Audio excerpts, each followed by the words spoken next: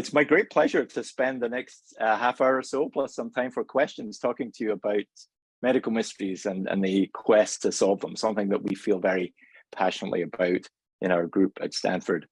But many times when people hear me start my introduction, another question comes to their mind before we get started. And I thought I might give you a little bit more than I usually do about who I am and why I talk funny.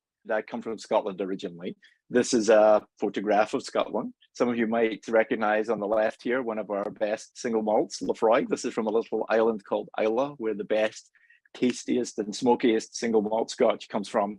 I didn't grow up in the Lefroy distillery or even on Islay, but rather in the big city, Glasgow, a few hundred miles to the east of that. This is my family, however, on the pier here during a visit just in the last year or two. My dad came from a medical family. My dad was a GP. This is what counts for a swimming pool in summer in Scotland. That's me with my blonde hair sitting on his back. This is also summer in Scotland. That's me shivering on the pier doing some fishing on the west coast. I was a bit of a nerd growing up, to be honest. I loved puzzles, and I started on the Rubik's Cube and did that in, I think, about 30 seconds, although the rose tint in my mermaid tends to obscure those records. I also started programming computers when I was a kid, about 12 years old. This was what a home computer looked like back in the 1980s, ZX Spectrum with rubber keys. So I used to build computer programs for initially games to try and impress my friends, and then eventually I wrote a tax program for my dad's medical practice and spent rather too many hours coding, which is one of the reasons that Stanford was so attractive to me. We'll get to that in a moment. Here's a picture of my dad on the day he retired, actually, from his practice, general practitioner. He was a practitioner for about 40 years in a town in Scotland, and my mom, who's sadly not with us anymore, shown here, I was a midwife for many years. And I used to go on house calls with both of them, because although I was a nerd, I really, from the earliest point in my memory, knew I wanted to be a doctor. And really, it just seemed like the thing I was put on this planet to do.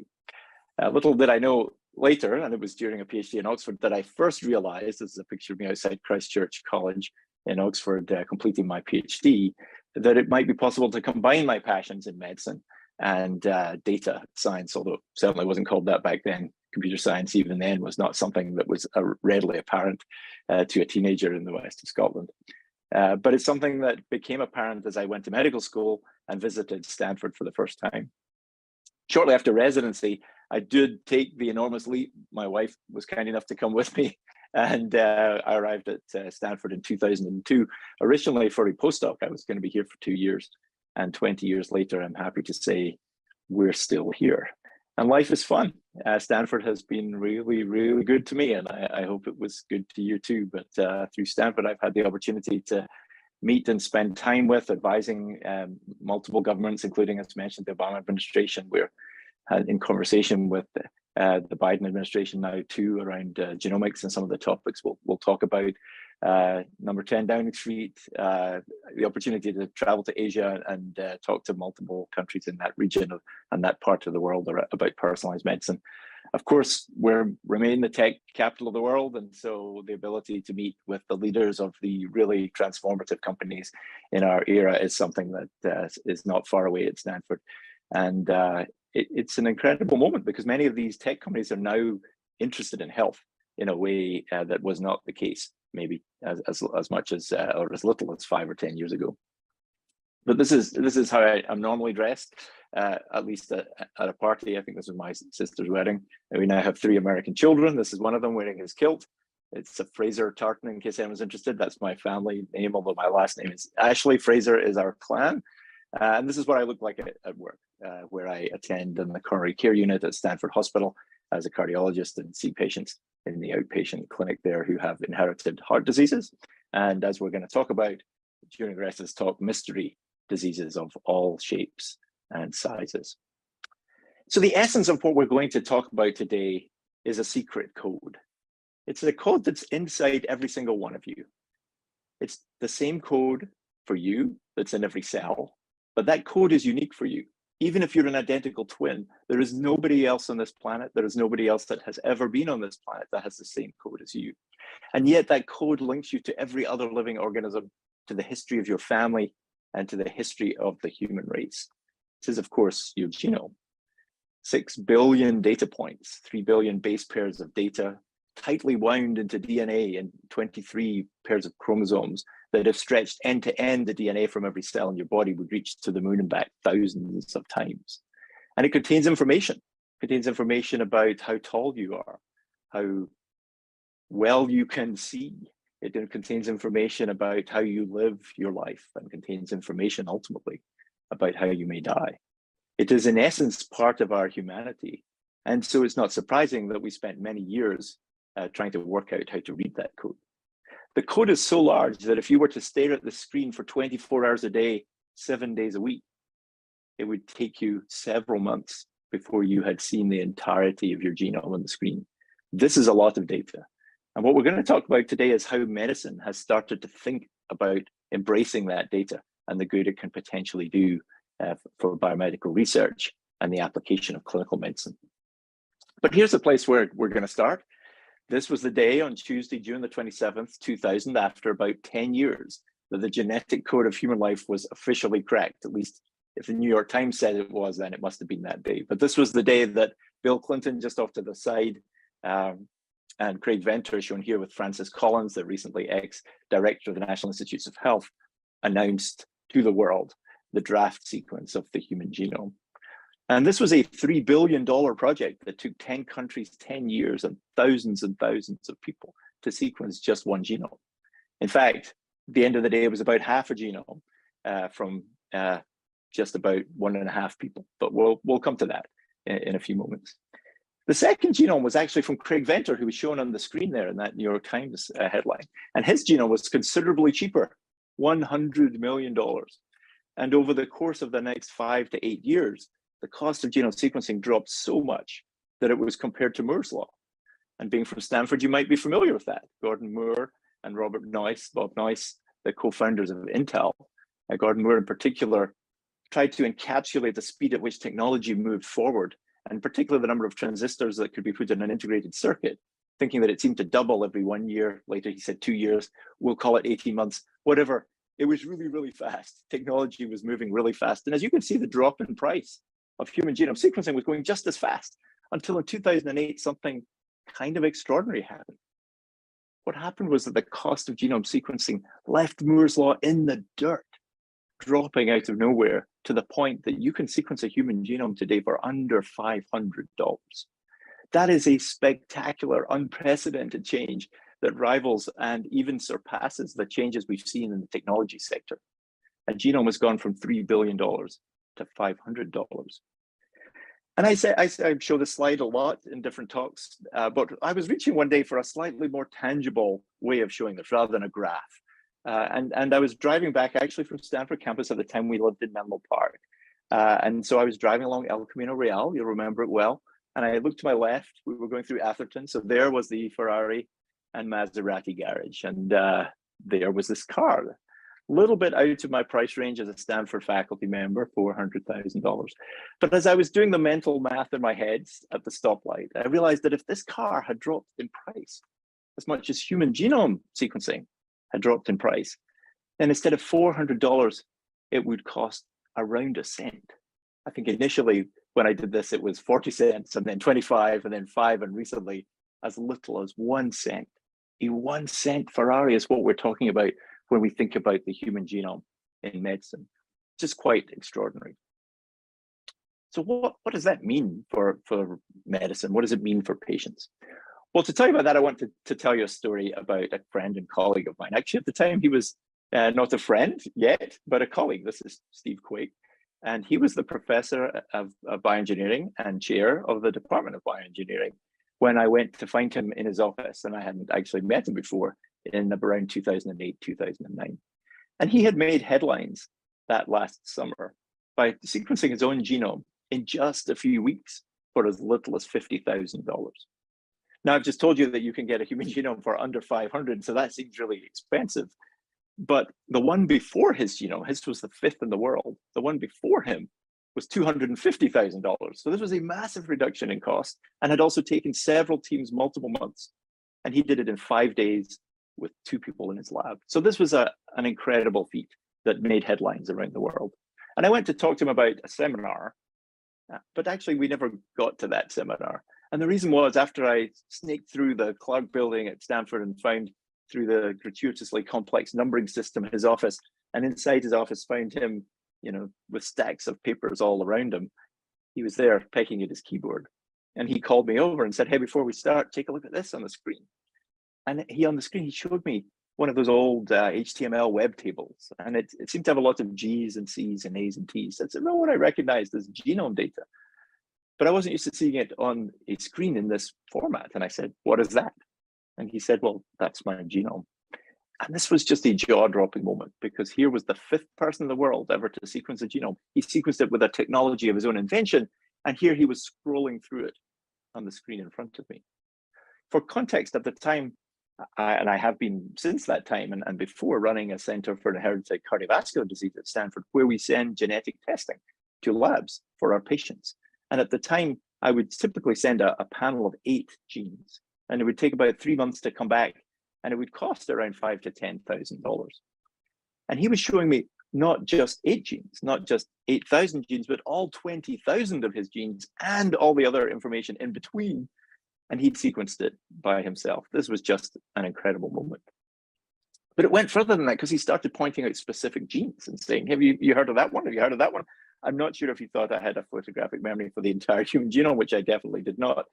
But in fact, he started pointing at genes I recognized, including one that caused a condition known as hypertrophic cardiomyopathy, an inherited heart disease that's associated with sudden death. So all of a sudden, my demeanor changed, and I went into doctor mode and started asking him if he had any personal history of heart disease. Thankfully, he didn't. Did he have any family history of heart disease? Initially, of course, he, like most people who knows their family history, he said, no, I don't think so. And then he said, well, wait a minute, my dad has some heart rhythm thing. Ventricular tachycardia, he said, describing a potentially fatal heart rhythm. I said, well, anyone else have any heart problems in your family? And he described several individuals in his family. In fact, everywhere on this family tree that you see in front of you, where you see orange, is some kind of cardiovascular disease. And when I asked the question about sudden cardiac death, had anyone ever died suddenly, he mentioned his cousin's son, shown down here at the bottom, who at 19 years of age, with no former medical history, just did not wake up one morning. So all of a sudden, the meeting changed, and instead of it being a scientific meeting, suddenly became a medical consultation. And as I invited Steve to come to my clinic to be checked out for these familial cardiovascular problems, I realized, and he realized at the same moment, that he was about to become the first patient ever to walk into his doctor's office with his genome on a hard drive. And much more amazingly, and much more worryingly, I have to say, and anxiety-inducingly, the clinic he was walking into was mine. And the medical establishment, never mind our clinic, was just not ready for data of this kind of size. We're used to dealing with a cholesterol panel that has 4 numbers on it. We're used to dealing with a biochemistry panel with 10 numbers on it.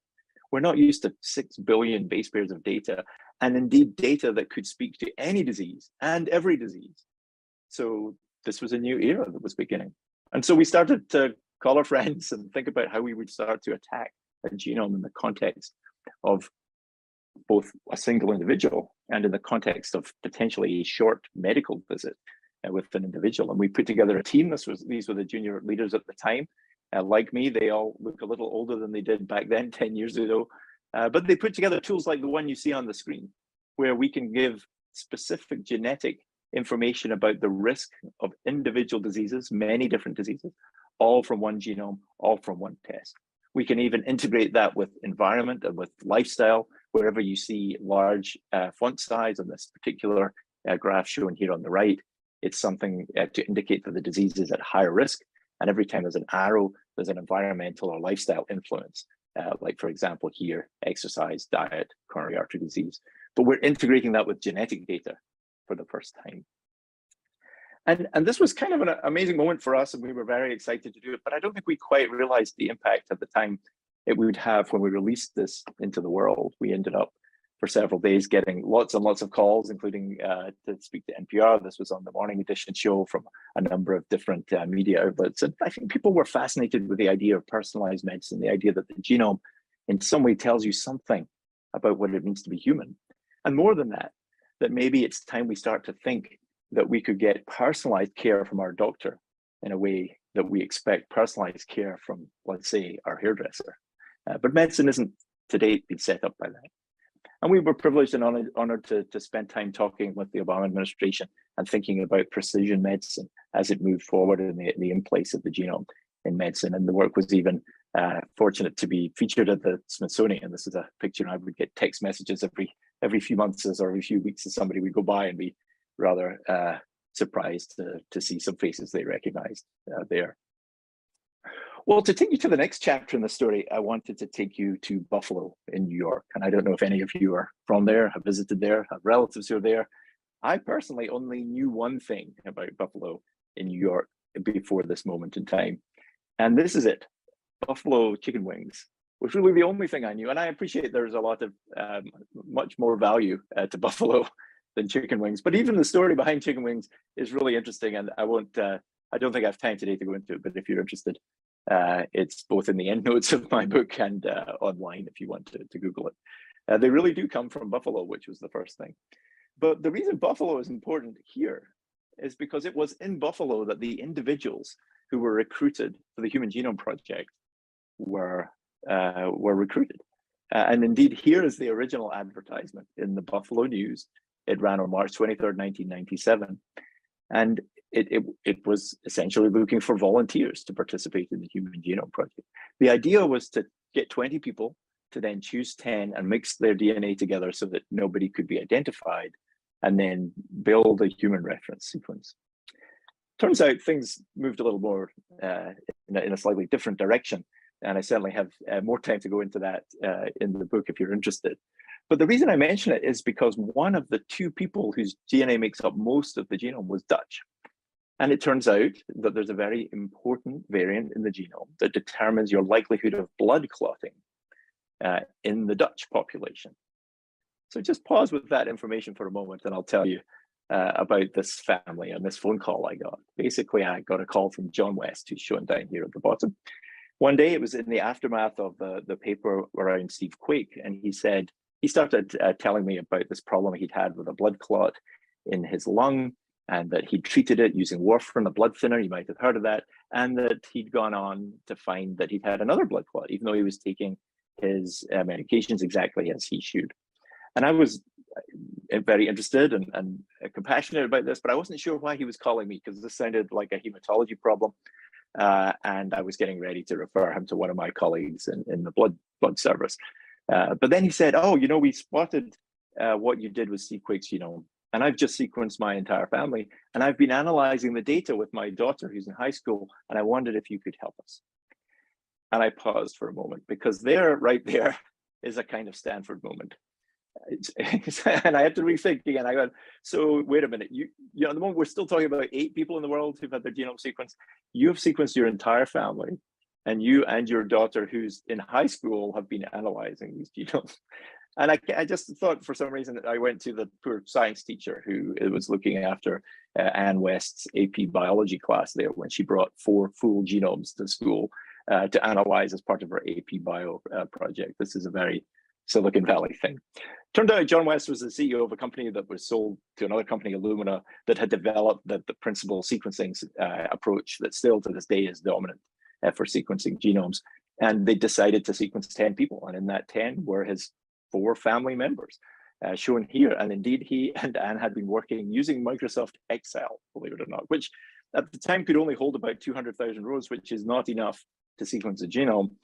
Shortly after, it went to several million. Anyway, this Wall Street Journal article talks about their pioneering work to the genome. But he wanted to talk to us because he had all 4 family members and wondered if we could help him to analyze these genomes in context. And so we got the band back together, all the people who worked on Steve Quake's genome, and we built tools like this one.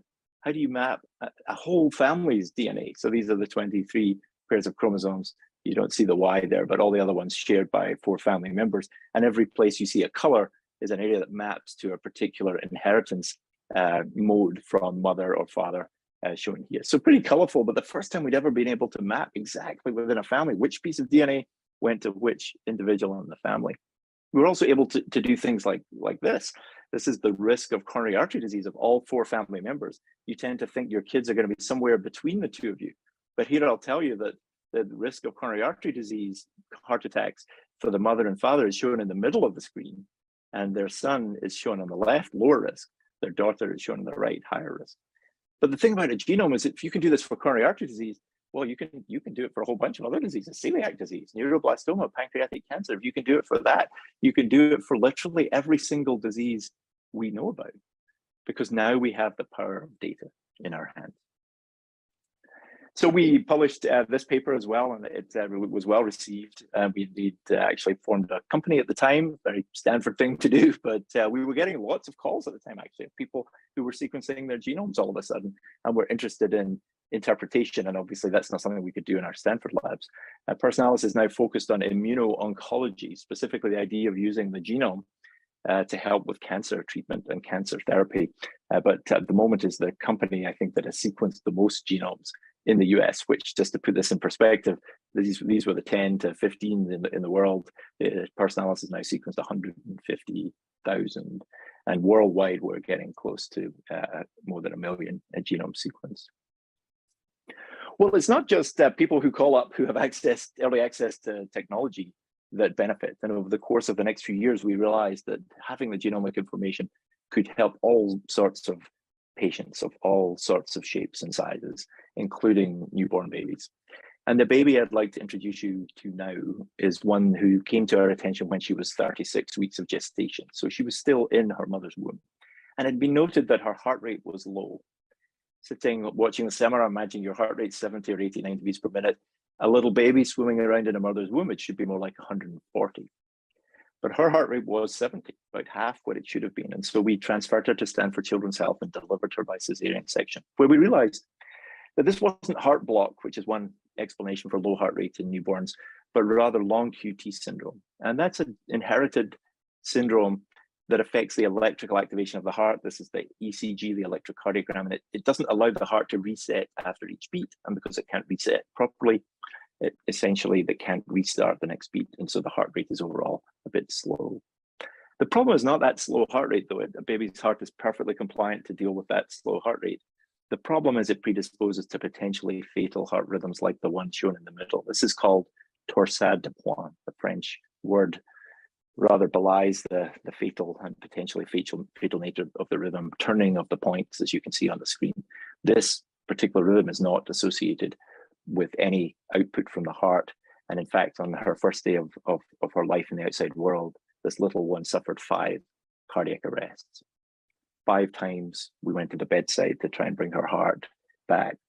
She became the youngest baby in history to have a defibrillator implanted. This is her x-ray, and the defibrillator is this large device. In adults, we put it up here by the clavicle, but in babies, there's no room there. So we put it in the abdomen and put the lead up to the heart to bring her heart back. But bringing her heart back is not an answer to the problem. And what is the problem? Well, we knew it was likely genetic, but at the time, we're still talking 3 months to get a genetic test result back. We're still talking $5,000 to $10,000. But we knew there was a different way. We knew it was also possible to sequence genomes much quicker over the course of a few days. And if you could speed up your computational algorithms, you could potentially also make diagnoses over that period of time. And so we did that. We sent off her genome, and 3 days later, we got the data back in this packet that I took a picture of. We, over the weekend, speeded up our computational algorithm so we could make a diagnosis as quickly as possible. And after we got the raw data back, it took us only about 18 hours to get to the answer, which was that this potassium channel here was responsible, along with this other channel shown here, for the long QT syndrome. What that meant was that we could then offer precision therapy. We could tell the bedside team, use this medicine, not that one, because many of the medicines, especially in little babies, have a very narrow window between side effects and therapeutic benefit. And so we were, for the first time over the course of just a few days, able, using a whole genome, to deliver the result to the bedside. I'm happy to say that she did really well. This is a picture of her 6 months later. I actually have a picture of her now 5 years on, celebrating her 5th birthday, and she is doing incredibly well. I think still with only a fairly minimal understanding of the extent to which technology helped her through those first few hours. Well, sometimes the answer is obvious, and the question is what underlies that, and the genome can help. But other times the answer is not obvious and the disease is a true mystery.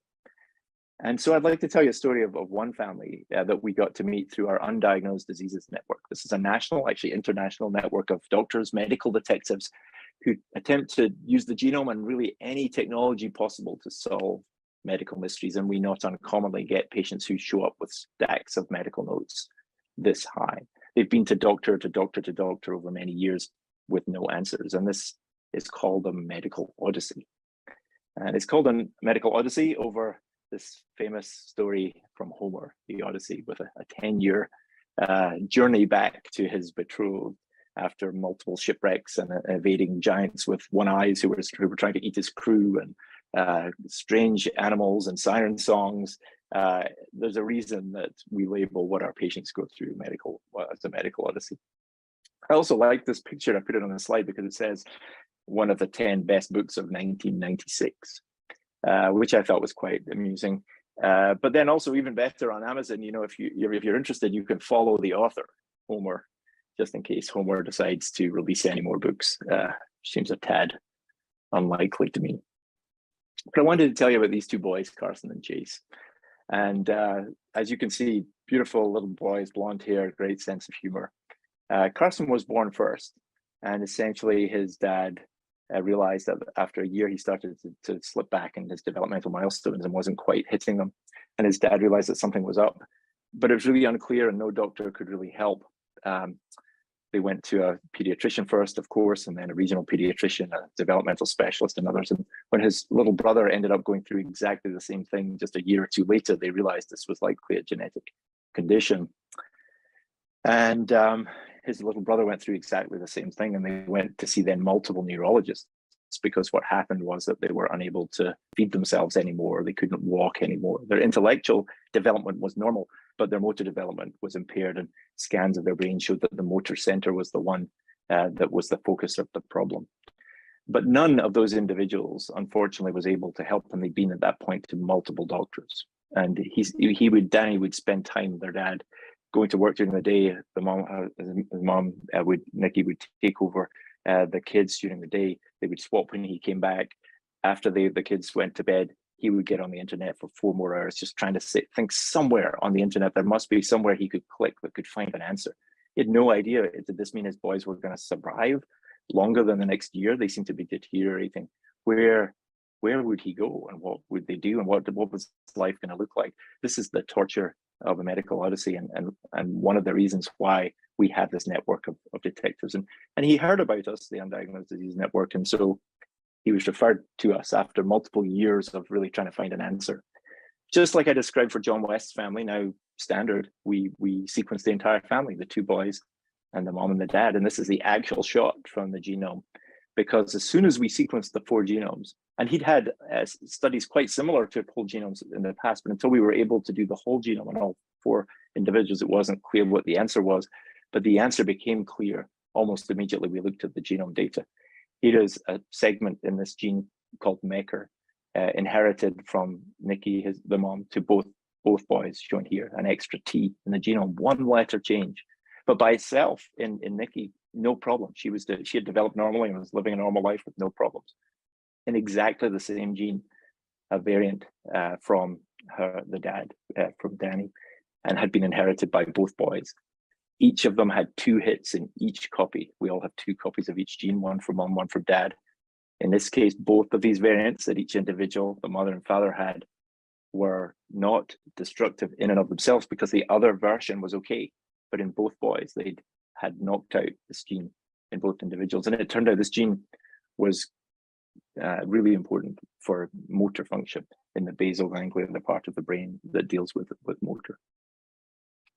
And I'm not going to give you a quiz on this particular biochemistry pathway later, but think of this like a factory floor. And each one of these components is being passed along the factory floor. These are the workers shown here in gray, and then they get passed around this factory floor. They get to this point, and this is the gene that was hit, MECR. You get to this point in the factory, and of course you get a buildup of everything here because this gene doesn't work. And then downstream, you're missing all these really important things. And so Danny now had the information that he needed to be a bit more specific in his Googling. And so he started Googling for the gene and looking for the things that were on this pathway, just in case there was something, hoping that there might be something he could find. And in particular, one of the things that really is important that is missing when you miss this gene is something called lipoic acid. He thought to himself, well, if only we could replace that, then maybe the boys could do better. And if you're thinking that lipoic acid is potentially something really expensive, something that maybe drug companies charge $500,000 for that you read about in the press for genomic diseases, well, you'd be wrong, because as Danny was checking the internet that night after we gave him the answer, he realized that alpha lipoic acid was something you could buy on Amazon for $16 a bottle. Part of the answer to the medical mystery of his boy's developmental problems was quite literally one click away on the internet. He could get it essentially delivered the next day. And this supplement came back the next day and he started giving it to his boys and they started improving. Now, this wasn't the cure. This can't reverse everything about what they do, but this is just to try to demonstrate to you the power of the genome. He's been giving them the supplement, obviously in collaboration with the neurologists, and they've been improving again. Their motor function and started to improve.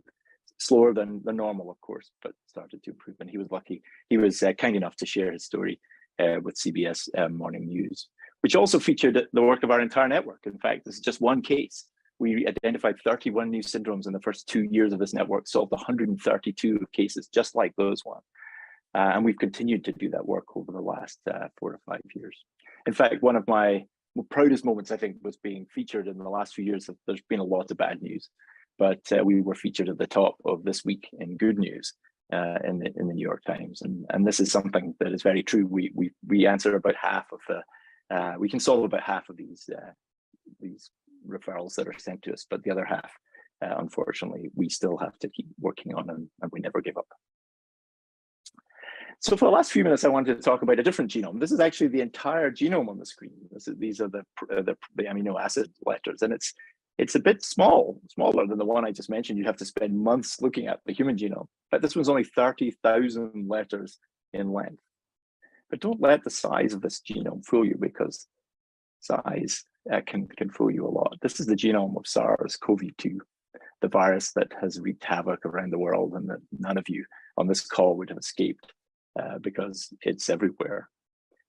And as the pandemic began, we realized that we were in a very difficult spot.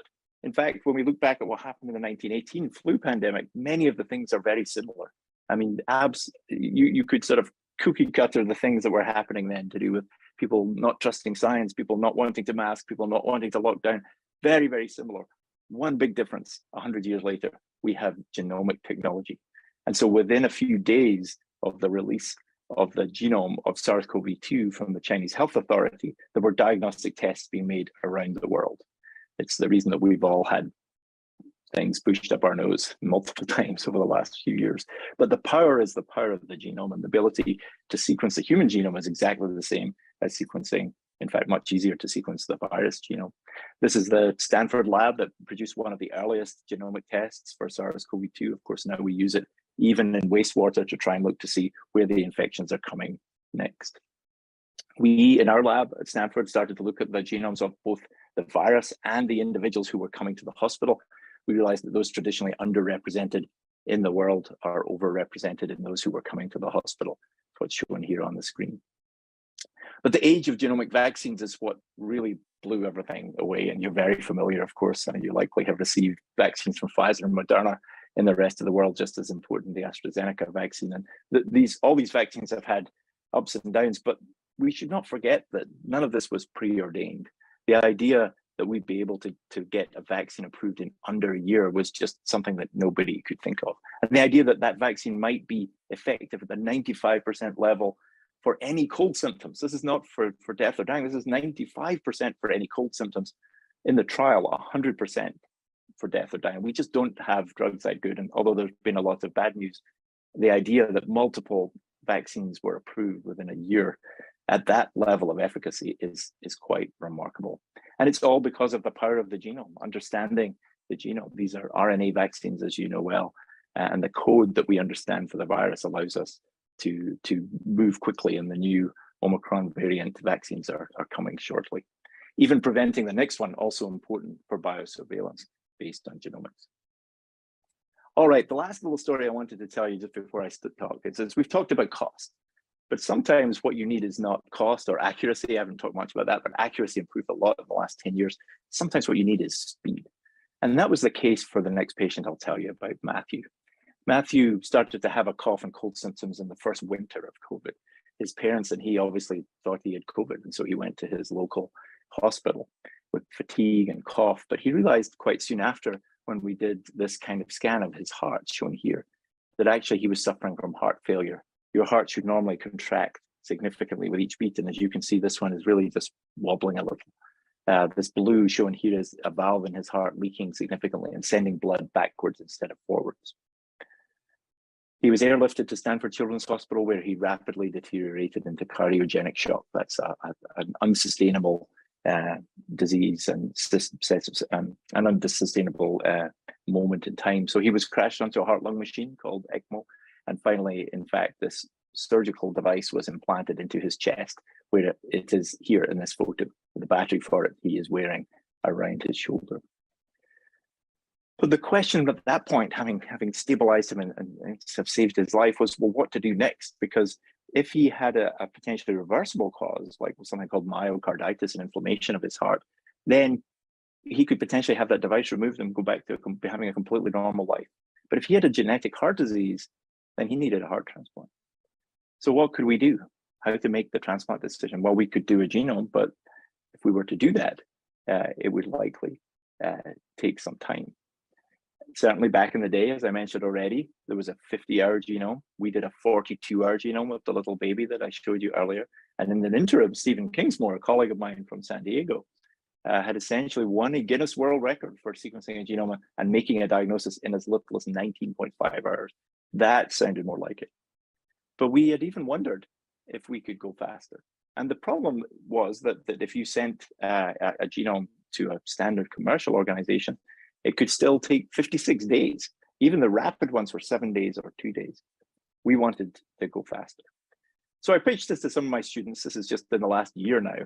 And they set to work. And the key to it was this machine called Promethean, a way of sequencing an entire genome potentially in as little as 1 to 2 hours. So we talked to the company Oxford Nanopore. We also pulled together folks from Google Health, UC Santa Cruz, Baylor College of Medicine, and NVIDIA to see if we could do this faster than anyone else had. We called it ultra rapid. So we extracted the DNA, we sequenced on this nanopore machine. We did all this computational work. You'll see in this box, we prioritized variants and tried to make a diagnosis. Well, Matthew was the second call that we got. So let's just take you through what that took. Here's the initial part in the wet lab, the green part. That took 4.2 hours. We'll put that on the timer against the world record of 19.5. We moved to the sequencing part. Let's add that on, 6.9 hours. Now we have an entire genome sequenced and the raw data ready. Well, then we need to turn it into A's, T's, G's, and C's and start to work out how to put the jigsaw together of his genome. 3.6 hours. We're now up to 10.5 hours and we have the variant call file. The problem with the variant file is it's 4.5 million lines long. We have to get that down to one letter change that might be causing this disease. Well, our filtering worked fairly quickly, and in 46 minutes later, we had narrowed that 4.5 million variant list down to one, a variant in a gene called troponin T, a critical part of the heart muscle motor that turned out to be the clear cause of his condition. But in doing that, we made the diagnosis in just over 11 hours, breaking the world record by about 8 hours. As a result of this information, he was urgently listed for transplant and received a new heart 21 days later. 6 months after that, this is him in front of the machine that sequenced his genome, smiling and doing incredibly well, now almost a year later. So we can add our new approach here, Stanford Ultra Rapid Genome, and most of the genomes in the end were done in under 8 hours from blood draw to diagnosis, faster than we'd ever seen. And to give you a graph like the one I showed at the beginning, here's Steve Quake's genome in the middle. 5 days at the time was as fast as it could go. And here are our new ones down here in under 8 hours. We were recognized by Guinness. It turns out there's a Guinness World Record for speedy genome sequencing. This is the first time the entire team got together in 3 dimensions for the Guinness World Record ceremony. Well, to do that, you have to do a number of things. I came into my office one day and I saw this. I wondered, what's that pink note there? And it turned out that it was John's sleeping bag, because to be able to do genomes this fast, sometimes you have to sleep in the lab. And in case you're wondering, this is how good it looks to make a diagnosis at 10 or 11 p.m. at night, as fast as anyone ever has in the world before. So maybe we need to update the Ferrari slide. If we do that, then the top speed is 199 miles per hour. So you could get a 1 cent Ferrari. Just how fast would it go if we speeded up this Ferrari as much as we speeded up genome sequencing? Well, 32 million miles per hour. I was rather hopeful that would be warp speed. Unfortunately, we're still a little short of warp speed, so we still have some room to go. If you like these kind of stories, I mentioned the book earlier. The book is really full of these kind of patient stories and the sorts of difference we try to make to our patients' lives using the genome. They let me read the audiobook, believe it or not. I did have to do an audition to make sure they could understand my accent. I hope you've been able to understand me talking today. I passed the audition, and so if you're interested in audiobooks, it's there. And in fact, the paperback, which will look like this, is out early next year. Thank you so much for joining me today, and I'll be very happy to answer some questions in our remaining time. Thank you, Dr. Ashley, for such a fantastic and a hopeful presentation. I'm going to jump into questions from alumni. From Alicia, it seems like personalized medicine has gotten more complicated, the epigenome and the transcriptome. Can you talk about how those factor into precision medicine? Absolutely. So we're in a world of multi-omics. So omics is something that will be familiar to some of you, obviously, to the question writer there. There are multiple omics in that, and we call them omics because the end of the word is omic. So gene omic, transcript omic. The transcript is the RNA, the message. Proteomic for proteins. Epigenomic for the parts of that are around the DNA that determine whether it's red or not. So we have lots of omics now. Metabolomics is another one, the metabolism. And it really is just a way of saying that things that we used to measure in ones and twos, one gene, one metabolic factor, we can now measure hundreds, thousands, millions, or even billions of them. And you're right, the world of precision medicine has gotten significantly more complex because of multi-omics. And it's exciting. And I think the key, though, for us is, are we making a difference to patients' lives? Are we making diagnoses and then getting treatments to patients who didn't formerly have them? And I'm happy to say the answer is yes. Are we costing the healthcare system a lot more money? I didn't show you this data here, but no, this is an example of a technology that not only saves lives, but saves money. And you can imagine that could happen because the tests that we normally do are very expensive. This genome is now, $500 for the reagents, basically just a few $1,000s for the entire diagnosis. And if you can interrupt a diagnostic odyssey, in fact, we did the calculations, 95% of healthcare costs could be saved. So this is something that's highly cost effective. And so even though it's highly complex, and only, as you point out, getting more complex, we are up to the challenge of integrating all that data together, helping our patients and saving lives and money. Fantastic. Here's a question from Nelson. Since price for genome sequencing has decreased so dramatically, do you expect in 5 to 10 years it will be done to all babies born in the US and in the world to detect life-threatening diseases? Yeah, I think that's a really great question. And I should say, in fact, that the genome price has dropped further. In fact, that 1 cent price I showed you on that slide is the most up-to-date version. In fact, just in the last few months, a couple of companies have announced $100 genomes. And so the $100 genome is the 1 cent Ferrari. Pardon me, we don't have that ready. If you walk into Stanford Hospital today, you won't get a $100 genome, but it's coming. And if you think about this amount of information, and if you think about the maturity of our computational pipelines to interpret that data, then we are talking about a technology that I believe should be available to anybody who wants it.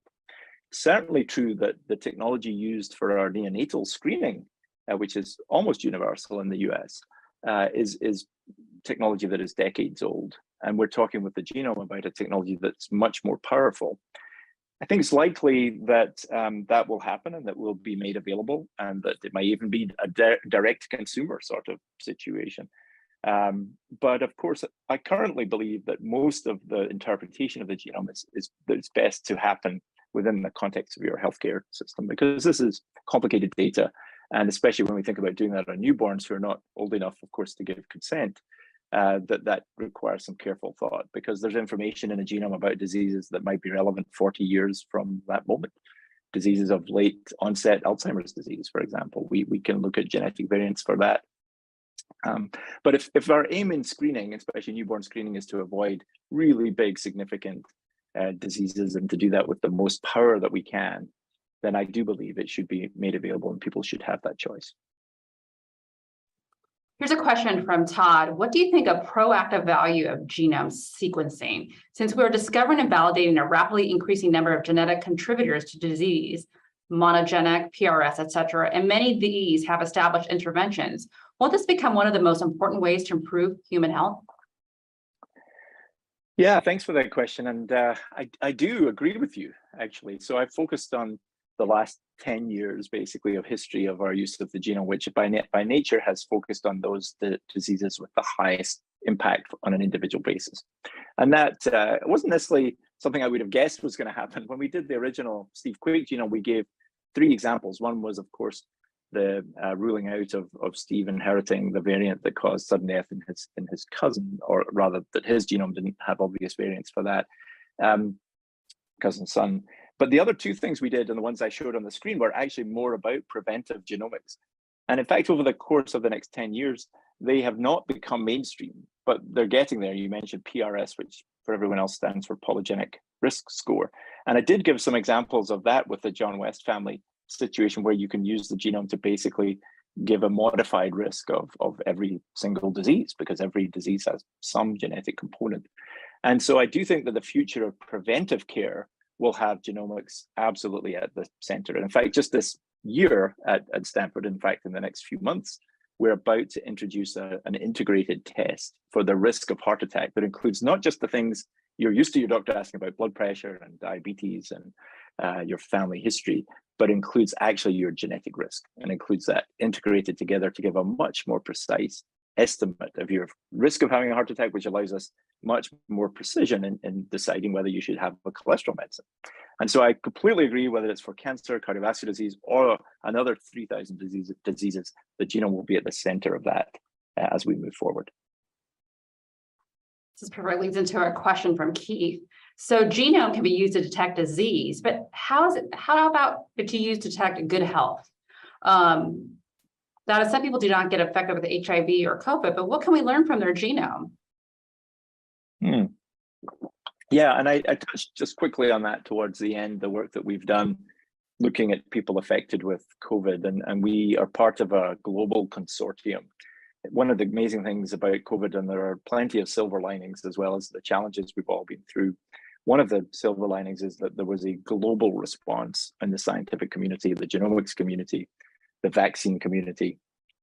I mean, 2 billion of those doses that came from AstraZeneca were delivered at cost. And I should mention I have a relationship there with AstraZeneca, but that's not something that's business as usual. This was a situation where everybody was all hands on deck, and to be able to say 2 billion doses to the world, 2 billion doses of any medicine getting out to the world is pretty incredible. To do that at cost is also great. So there were some first things that were happening that were really welcome. One of them in our domain was the sharing of genomic data about predisposition to COVID.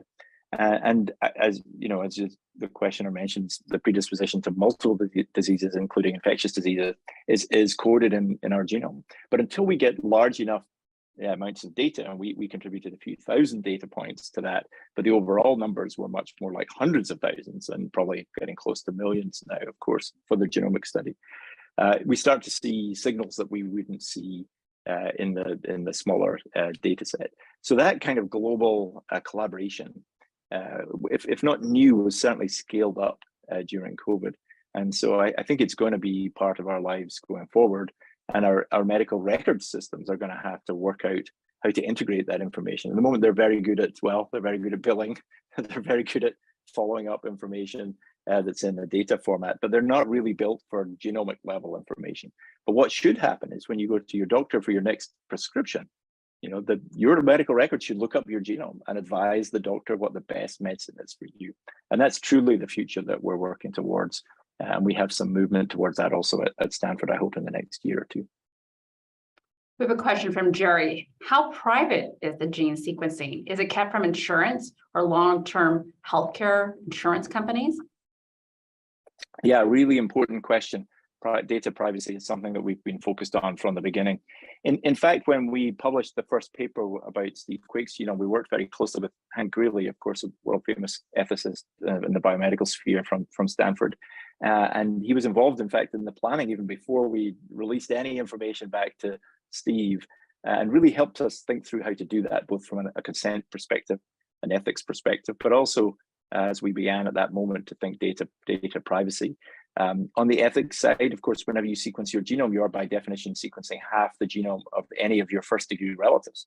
You don't know which half, and they don't know which half, but you share 50% approximately of your genome with any first degree relative, your mother, father, brothers, kids. And so it's a very interesting situation. And so that's an ethical dilemma. Another is that if you're being sequenced, let's say for a cardiovascular disease question, well, that you're still going to get information in it about neurological disease, about cancer, about all sorts of other diseases. And how do we deal with that? So we built some tools to help people decide what they wanted to know, what they didn't want to know. And then finally, on data privacy, that's moved along significantly. I think back to the early days of the internet when really people were hesitant to even put their credit cards into the internet. Some people still are, and maybe that's reasonable, but we've definitely moved to the point where we have much better processes. And we think of your genomic data as absolutely as secure and as private as any of your medical record data. It's of course identifiable in a way that some are not, although someone would have to really connect dots from a whole bunch of places to really get down to identifying it as you. But it is not a number like a cholesterol number is not identifiable, because lots of people could have that number. A genome is ultimately identifiable. And so we're very, very careful with data and privacy. Thanks for the question. A question from Karen. I was fascinated by the recent article in Stanford magazine about the work of Michael Snyder and his biomedical tracking and comparing it to the genome. Are you guys collaborating on that work? Yeah, in fact, we sequenced him. He wanted to be sequenced, and he probably, if you read the article, he has sequenced himself. We helped analyze his genome, and he talks a lot about the impact of the genome sequencing on his medical care, in particular his diagnosis of diabetes. We have a few other things that we also want him to focus on as a result of the genome analysis. We and he also both work on digital data, so we collaborate a lot. Mike is a good friend, and we both live here on Stanford campus, so we see each other all around all the time. Yeah, I think I didn't talk about it today, but the integration of all these different high throughput data sources. So just to give you one example that we've been working on, your watch now, whether it from whoever you get it, Fitbit or Apple, or it could be any number of others, Garmin, there's plenty out there, increasingly is focused on your health, whether it's diagnosing a rhythm like atrial fibrillation where the top of your heart just wobbles instead of beating properly. Your watch can potentially diagnose it for you. And at Stanford, of course, we've worked closely with Apple and helping them develop that technology and giving them medical advice about it. But I like to think about, well, what if we integrate your risk of atrial fibrillation from your genome with the algorithm that's actually on your watch? Because if you have a low risk of atrial fibrillation, then maybe it shouldn't be tuned to be quite sensitive. If you have a high risk, maybe it should be tuned a little bit more sensitively. So we think about a personalized medicine, a day of personalized medicine, where these different technologies are integrated together, and whether it's in a secure cloud or actually on your wrist, then that information comes together to give you the best possible diagnostic to prevent these situations occurring before they do. We have time for 2 more questions from Kathy Shaw. Has any progress been made on the causes and treatment of non-genetic ataxia? Well, ataxia, and which means the inability to walk in a coordinated manner, is something that is one of the most common presenting symptoms for our patients with mystery diseases. And it's certainly true that, in fact, neurological symptoms, of which ataxia is one, are among the most common symptoms in that group. So in fact, the chief of pediatric neurology at Stanford, Paul Fisher, is a very significant part of our Undiagnosed Diseases Network, because so many of the little ones present with seizure disorder, with other neurological challenges. And we've been very successful in that group in diagnosing them. Now, the questioner was asking about non-genetic ataxia. I certainly would have to refer you to a neurologist to talk about that. The genetic aspects, certainly we spend a lot of time thinking about. Acquired causes of ataxia are multiple, but they're very different. And I think many particular I mean, every disease has some genetic component. So even acquired diseases that we think of, like we just talked about, infectious disease, that's by definition acquired in your life, but your predisposition still has a genetic component to it. So I think that's probably all I would want to say about non-genetic causes of ataxia here. We have time for one quick question. What is the easiest way to find who can sequence my genome based upon location, zip code? Some of us don't live near big cities. Yeah, and so it's a great question. It's certainly one that I've been answering, of course, since we first started doing this work. Over the course of the decade, it has been possible at various times to just basically get on the internet to a website and order up your genome, and they'll send it back to you. None of those companies actually have survived, and it turns out there's not enough people willing to pay enough money to have their genome sequenced for that to be the case. So genomics has really had its place within the healthcare system, triggered at the moment really by a presenting diagnosis. The program I mentioned at Stanford that's coming up, where we integrate your polygenic risk, so your multiple risk across the genome, with your cardiovascular risk for heart attack. That's one of those situations where you might go to a primary care doctor or your cardiologist and they'll send a test. You don't need to have a rare or mysterious disease. But there aren't many examples of that. There's a clinic like that in Boston, but not too many others. There's a company called Innovator that works out of San Francisco that does this kind of thing, but again, not yet direct to consumer. You might have heard of 23andMe, another local company, and they do some degree of genetic testing through a much more limited platform. To give you an idea, they have a few million spots in your genome. If you remember, I said there's 6 billion total. That's what you get with the genome, and they have a few million. So but it can tell you some things about ancestry in particular and some medical conditions. Yeah, at the moment there isn't an easy way to do that, but through the healthcare system, I think is the most likely way. I'd certainly chat to your medical professionals about it. Well, Euan, thank you for such a fantastic presentation today. Thank you for having me.